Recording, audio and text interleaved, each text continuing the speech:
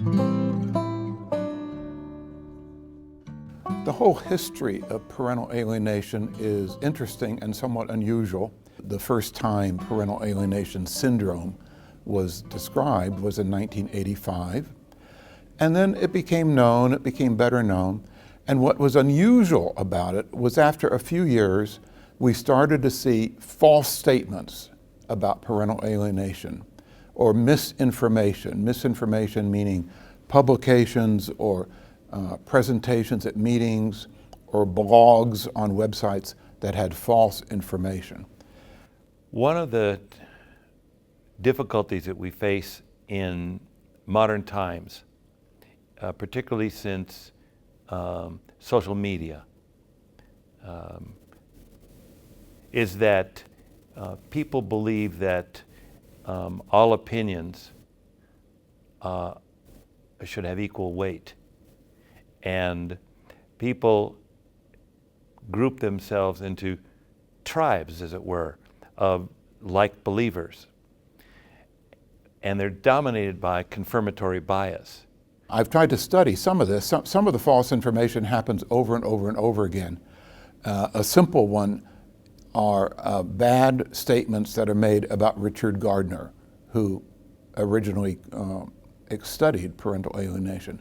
And it said, some people say that Richard Gardner was a pedophile or that he supported pedophilia. And that is basically a lie about Gardner. But it's based on purposefully misinterpreting things that he has said. He was a scholar. He was interested in many things, including evolution. When confronting high conflict divorce, high conflict parental interactions with children, and noticing a phenomenon where one parent undercuts the other parent, and that has a serious impact on the children, in the worst cases, the parents who are acting out badly tend to be very psychologically disturbed, very unbalanced. These critics of parental alienation theory say that parental alienation has not been accepted by any professional organization. And that is basically a lie also. And people who say that know that it's untrue, because we can show that there are different professional organizations in North America and in Europe that accept the concept. There are some who say, oh, this is controversial, and they start to put labels on it like pseudoscience and whatever like this. And that's just bizarre, because it's child abuse, and it's recognized by the Child Protection Agency as child abuse, and it's a form of coercive control, which we have legislated for. But there does seem to be, denier pressure groups that are trying to shut down conversation around this. This is the dynamic that happens in the groups of folks that are against courts taking children away from emotional abusers, because they have been described to be emotional abusers. They suffer what analysts call narcissistic damage. They become enraged, even though what they say is objectively wrong, and in their behavior is objectively dangerous to their children. And the people who pander to them, like the law professors or lawyers talking about science, or the so-called scientists and therapists talking about law, and this forms an unholy alliance that's used to batter, belittle, badger good scientists and to suggest that good data isn't data at all. The organization that I belong to is called the American Academy of Child and Adolescent Psychiatry. They have a document on how to conduct a custody evaluation, and that document is called an official document of this organization, and it talks about parental alienation. This was published in the 1990s, and since then, this same organization has published in its journal two very important papers about parental alienation. They find folks who say they are experts, and they perpetuate misinformation, because it's comforting to the people who are very angry and very energized and have banded together to say that It's bad science, it's junk science, it's not admissible. The vaccination and the anti-vax people, you're never going to convert them. They're just sold on the thing. And even climate change deniers, it doesn't matter how much science you have on the thing and how much policy you have on the thing. There are some people who will, and very prominent people who will come out and just totally deny the thing. American Society of Conciliation Courts, and they also talk about parental alienation. There's an organization of physicians, of pediatricians, called the American Academy of Pediatrics, and they have an article, an official article of their journal, in which they talk about parental alienation.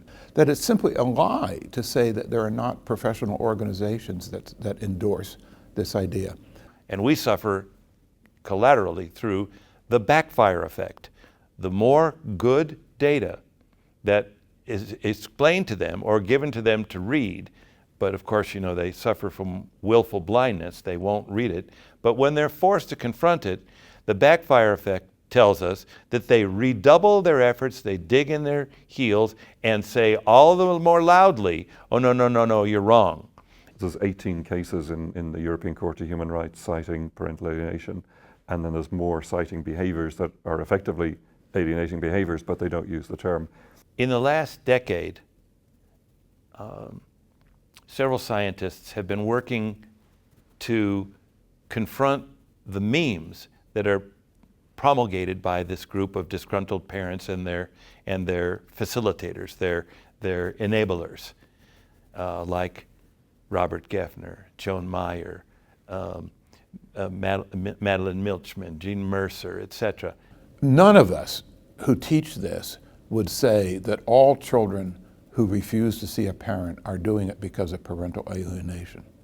But the critics of this theory claim that that's what we would say, that we assume that any child who refuses to see a parent is doing it because of parental alienation, or we assume that the preferred parent is alienating the child against this parent.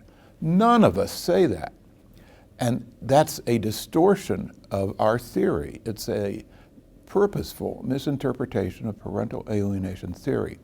Now, that particular one I've studied in some detail, and I tracked down as many examples of that same misinformation in the last almost 30 years. I can even tell you where it started. It started an article by a law student in 1994. She stated that idea, what I just said. She was copied by various people. Those people were copied by various people. In other words, these people quote each other, but they don't go back to the original sources, and they perpetuate this false statement. And I collected all these examples, and I wrote this up. And I asked people to guess, how many examples do you think I found between 1994 and last year, 2022? We found 94 examples, and since then I found a few more. It's fascinating because you can plot, you can draw a diagram in which you can see how each one quoted the next one, was quoted by the next one, and was quoted by the next one, and so on. And there's an unending chain of these quotations. We've been dealing with the sorts of things they say. For example, they said that the construct parental alienation is not admissible. Well, the research I published in the American Family Conciliation Courts in 2020 demonstrated that studying thousands of cases in America and reducing them with an extremely strict inclusion-exclusion criteria demonstrated that not only was it admissible, it was found to be material to what the court cared about, that it was probative of something of real import. It tended to prove something valuable, that it was relevant. It was directly on point with what was going on. It was not more prejudicial than probative, so it was therefore admissible. And because it was in a decision that the court made and went all the way up to be sustained in the appellate court, it was also given great weight. This put an end, by any reasonable person, to the idea that it was not admissible. Science denial and the different techniques that people use to criticize scientific findings. One of them is to make a false statement and to say it over and over and over again. They don't occur randomly, they occur within a certain group of people, and they even occur within a certain journal. For many, many years it was called the Journal of Child Custody. What I'm describing isn't something that they hide. The editor of that journal does not like parental alienation theory, and he says that.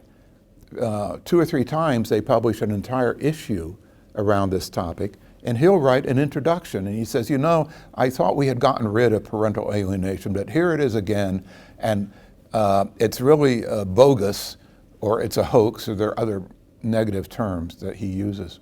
Then there was the argument, it isn't in the DSM. Well, Professor Bernet, with Dr. Wambolt and Dr. Narrows, wrote the section in the DSM about children affected by parental relationship distress, and they published in the premier journal for psychiatrists and child psychiatrists, no, we were talking about parental alienation, you know, and the effects of domestic violence and the effects of parental alienation when we wrote this section in the DSM about children affected by parental relationship distress. So it is there.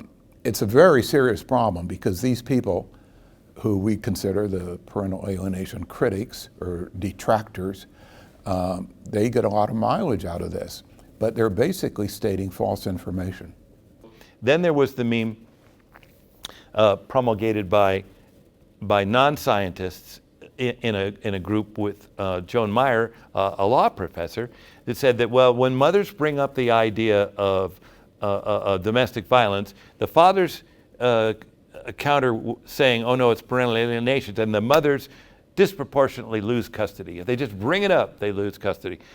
So Professor Harmon and I analyzed, tested every one of the conclusory statements that they made in this non-peer-reviewed internet published paper and demonstrated it's all false. It's false. It couldn't be substantiated. They still won't share their data. All of ours is published in the Open Science Framework. Another meme was that, oh no, the dads are just trying to cover up their violence by saying it's parental alienation. Au contraire, it's the alienators that are doing the violence. We're starting to recognize the issue and starting to put the protections in place. And some people are obviously going to be upset by that. So it's a big problem. We try to educate mental health people, law practitioners, judges, that we try to educate the public about this, but it's hard to overcome the false statements that are made.